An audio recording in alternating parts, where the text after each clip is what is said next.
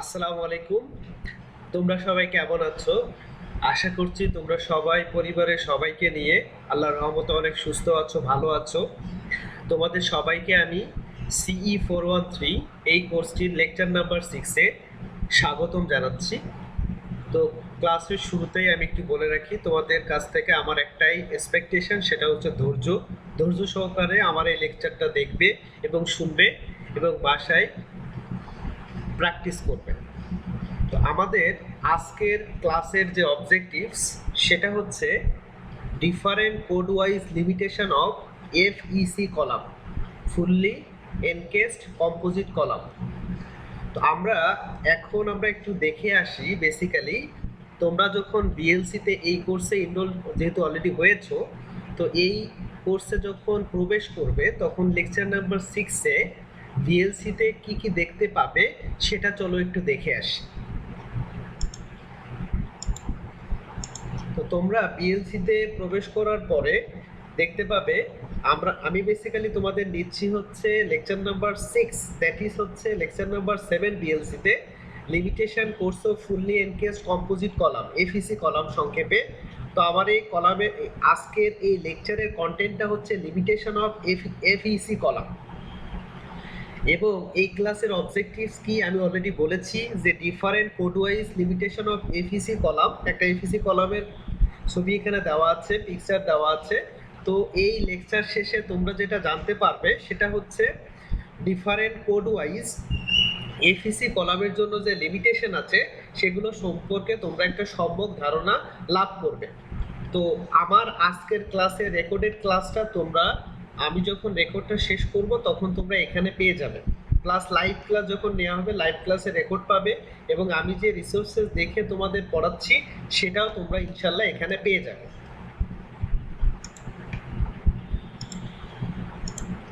তো আমরা যেটা বলছিলাম যে আমাদের লেকচার নাম্বার 6-এর যে অবজেক্টিভ ছিল different code wise limitation of PEC column. চলো তাহলে শুরু করা যাক আজকের ক্লাসের মূল activities.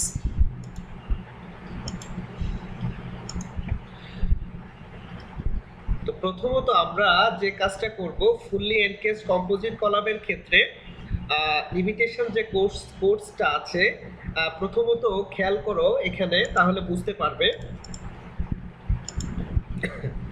ট্রানভার্স reinforcement limitation, transverse reinforcement limitation, that means এটা যদি একটা কলাম হয়, এই কলামে এটা হচ্ছে লংগিটিউডিনাল রেইনফোর্সমেন্ট, যেটা রেইনফোর্সমেন্ট। আর ট্রানভার্স রেইনফোর্সমেন্ট মানে যেটা টাই হিসেবে দেয়া হয়, এটা হচ্ছে ট্রানভার্স ডিরেকশন। ঠিক আছে, এটা হলো ট্রানভার্স ডিরেকশন। টাই হিসেবে যেটা দেয়া হয় সেটাই হলো ট্রানভার্স রেইনফোর্সমেন্ট। এর কিছু লিমিটেশন আছে, যেমন tie size and spacing limitation. So আমরা যদি বেসিক্যালি 3 নাম্বার বার ব্যবহার করে থাকি, 3 নাম্বার বার মানে 10 মিলি রড, 3 নাম্বার বার মানে হচ্ছে 10 মিলি বার। যদি 3 নাম্বার বার ব্যবহার করে থাকি, স্পেসিং ম্যাক্সিমাম হচ্ছে সেন্টার টু সেন্টার দিতে হবে 12 ইঞ্চি। আর যদি 4 নাম্বার বার, তার মানে হলো 12 মিলি রড যদি আমরা ব্যবহার করি টাই হিসাবে, তো আমাদের maximum centre to centre spacing দিতে হবে হচ্ছে 16 inch. Additional tie size limitation, অতিরিক্ত আমাদের যেটা টাই বার যেটা প্রয়োজন হবে, এটা বাদে যদি অ্যাডিশনাল আমরা টাই দিতে চাই ট্রানভার্স ডিরেকশনে কলামের, তো সেই ক্ষেত্রে আমাদের দেখো এখানে লেখা আছে যে 4 number ties or longer larger are required.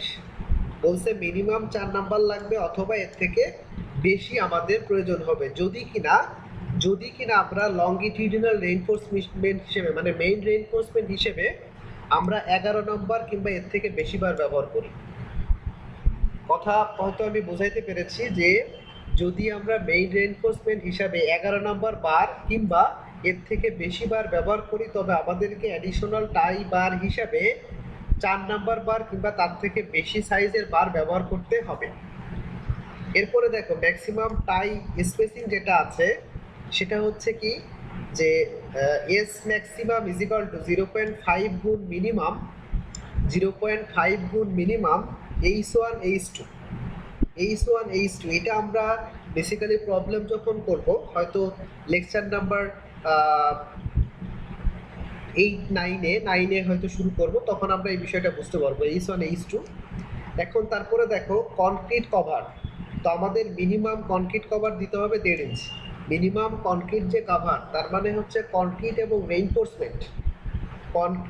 Reinforcement, that is এই ভিতরে মিনিমাম কভার দিতে হবে 1.5 ইঞ্চি।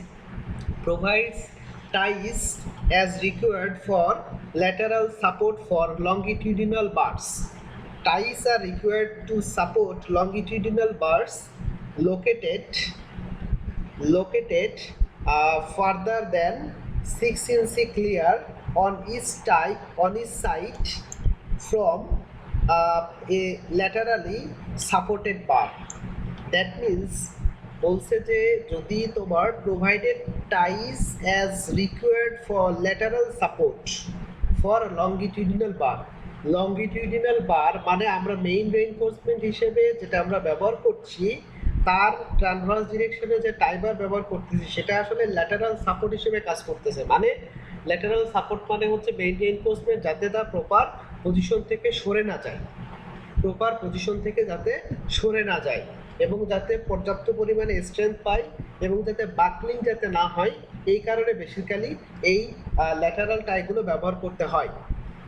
তো আমাদের দেখো লংগিটিউডিনাল এবং স্ট্রাকচারাল স্টিল রেইনফোর্সমেন্টের কিছু লিমিটেশন আছে। সেটা হচ্ছে structural steel minimum reinforcement ratio হবে, এটা আমি অলরেডি বলেছি, AS/AG। AS মানে হচ্ছে কম্পোজিট সেকশনে যে স্টিল ব্যবহার করব তার এরিয়া, এবং AG হচ্ছে টোটাল কম্পোজিট যে সেকশনটা তার এরিয়া। তো AS/AG greater than equal two 0.01 এটা হবে আর কি। মিনিমাম লংগিটিউডিনাল রেইনফোর্সমেন্ট রেশিও যেটা আছে ASR ডিভাইডেড বাই হচ্ছে AG মানে তো বলেছি, আর ASR মানে হচ্ছে এই যে কম্পোজিট সেকশন এর ভিতরে যে RCC ব্যবহার করা হয়, এই RCC-তে যে রেইনফোর্সমেন্ট আছে তার এরিয়া হচ্ছে ASR। তো ASR/AG greater than equal two 0.004। Maximum longitudinal reinforcement ratio যেটা আছে এটা মিনিমাম, আর ম্যাক্সিমাম রেইনফোর্সমেন্ট হবে হচ্ছে ASR/AG less than equal to 0.008। এটা একটু মাথায় রাখতে হবে আমাদেরকে যে মিনিমাম হবে গ্রেটার দ্যান ইকুয়াল টু 0.004 এবং ম্যাক্সিমাম যেটা হবে সেটা হচ্ছে less than equal to 0.008। Minimum number of longitudinal bar সেটা হচ্ছে minimum for 4 longitudinal bar for ties. Minimum এখানে যেটা বলছে যে আমাদেরকে মিনিমাম হচ্ছে 4টা লংগিটিউডিনাল বার ব্যবহার করতে হবে, মিনিমাম 4টা, মানে মিনিমাম 4টা মেইন রেইনফোর্সমেন্ট ব্যবহার করতে হবে। আর মিনিমাম হচ্ছে যখন আমরা টাই ব্যবহার করব তখন আমাদের মেইন রেইনফোর্সমেন্ট মিনিমাম 4টা ব্যবহার করতে হবে। যদি আমরা স্পাইরাল মানে সার্কুলার কলামের জন্য যদি আমরা করি, টাই হচ্ছে রেক্টেঙ্গুলার বা স্কোয়ার, তো সার্কুলার কলামের জন্য আমাদেরকে মিনিমাম হচ্ছে লংগিটিউডিনাল বার মানে হচ্ছে মেইন রেইনফোর্সমেন্ট হচ্ছে 6টা ব্যবহার করতে হবে। কয়টা? 6টা ব্যবহার করতে হবে। তো clear spacing between longitudinal bar সেটা হচ্ছে, তো আমাদের এই বারের ভিতরে আমাদের যে লংগিটিউডিনাল বারের ভিতরে যে ক্লিয়ার স্পেসিং আছে সেই ক্লিয়ার স্পেসিং হবে বিটুইন বারের মধ্যে, সেটা হচ্ছে 1.5 dB। মানে আমরা ল্যাটারাল বারের বেসিক্যালি হচ্ছে আমরা বার হিসাবে রেইনফোর্সমেন্ট হিসেবে যে সাইজটা ব্যবহার করতেছি রেইনফোর্সমেন্টের, সেই সাইজের ডায়ার 1.5 গুণ অথবা 1.5 ইঞ্চি আর কি। তো clear spacing between longitudinal bars and steel cores, main reinforce এবং স্টিল কোরের ভিতরে ক্লিয়ার ডিস্টেন্স হতে হবে greater than equal to 1.5 dB। Greater than equal to মানে লংগিটিউডিনাল বার হিসেবে যে কয় নাম্বার বার আমরা ব্যবহার করতেছি তার ডায়ামিটারের 1.5 গুণ মিনিমাম এবং তার থেকে বেশি হতে হবে। যে যখন লংগিটিউডিনাল বার এবং স্টিল কোর আমরা স্টিল কোরের কথা চিন্তা করতেছি, হ্যাঁ, আগে হচ্ছে ছিল কি ক্লিয়ার স্পেসিং বিটুইন লংগিটিউডিনাল বার। অথবা হচ্ছে 1.5 ইঞ্চি, অথবা হচ্ছে 1.5 ইঞ্চি। এরপরে দেখো আমাদের যেটা আছে অ্যাভেলেবল কম্প্রেসিভ স্ট্রেংথ। তো প্রথমত হলো nominal compressive strength P naught is equal to F Y AS plus F Y SR ASR plus 0.85 FC prime AC. এখানে দেখতে পাচ্ছ এফ ওয়াই হচ্ছে কি কম্পোজিট সেকশনে যে স্টিলটা ব্যবহার করেছি সেই কম্পোজিট সেকশনের স্টিলের এরিয়া হচ্ছে এএস, এফ ওয়াই হচ্ছে yield stress, F Y SR হচ্ছে কম্পোজিট সেকশনের ভিতরে যে রেইনফোর্সমেন্ট ব্যবহার করেছে আরসিসি সেটার হচ্ছে ইএলডি স্টিচ, এসআর হচ্ছে area of that reinforcement in RCC, এবং এফসি প্রাইম হচ্ছে কনক্রিটের FC prime compressive strength, AC হচ্ছে এরিয়া অফ কনক্রিট। তো পিই ইজ ইকুয়াল টু সূত্র হচ্ছে pi square E I effective divided by হচ্ছে যেটা দেখতে পাচ্ছ সেটা হচ্ছে কে এল স্কোয়ার। ওকে, তো এইগুলো সব টার্মগুলো আমি আগে বলেছি তোমাদেরকে। EI effective is equal to ES ISY plus 0.5 ES ISRY plus হচ্ছে C1 EC ICY, C1 equal to 0.1 plus 0.2 AS by AC plus AR less than equal to 0.3. If P naught by PE is less than equal to 2.25, then হচ্ছে PN is equal to P naught into 0.658 P naught by PE. এবং else যদি তোমার 2.25 এর থেকে বেশি হয় তখন PN সমান সমান কি সূত্র হবে 0.877 PE। এবং দেখতে পাচ্ছি এখানে সেটা হচ্ছে হলো যে 5PN greater than equal to PU। Okay, এবং PN by omega greater than equal to হচ্ছে PU। দ্যাট মিনস এখানে যদি কম্প্রেসিভ স্ট্রেংথের কথা চিন্তা করি আমরা এগুলো জানি, অলরেডি বলেছি, সেটা 5C ইকুয়াল টু 0.75 LRFD মানে ইউএসডি মেথড। আর এখান থেকে আমি দেখতে পাচ্ছি যে PU আলটিমেট যে ওয়েটের জন্য যে আলটিমেট কন্ডিশন আমরা ধরবো যে ইউএসডির জন্য তোমার আলটিমেট যে লোডিং কন্ডিশনটা ধরবো সেটা 1.2 ডেড লোডের সাথে 1.2 গুণ, লাইভ লোডের সাথে 1.6 গুণ।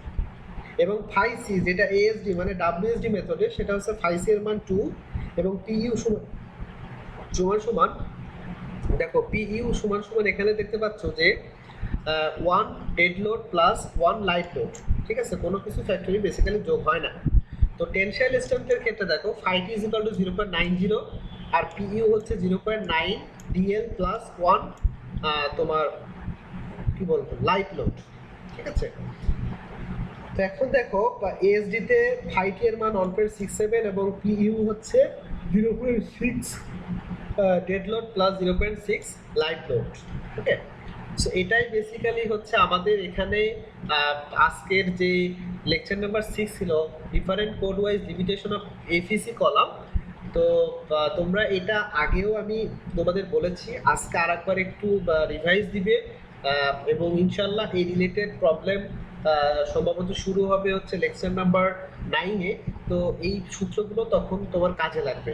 তো আশা করছি তোমরা একটু মনোযোগ সহকারে লেকচারটা দেখবে এবং ইনশাল্লাহ ভালো করে বুঝতে পারবে। তো সবাই অনেক ভালো থাকো, সুস্থ থাকো, পরিবারের সবাইকে নিয়ে অনেক ভালো থাকো। আল্লাহ হাফেজ।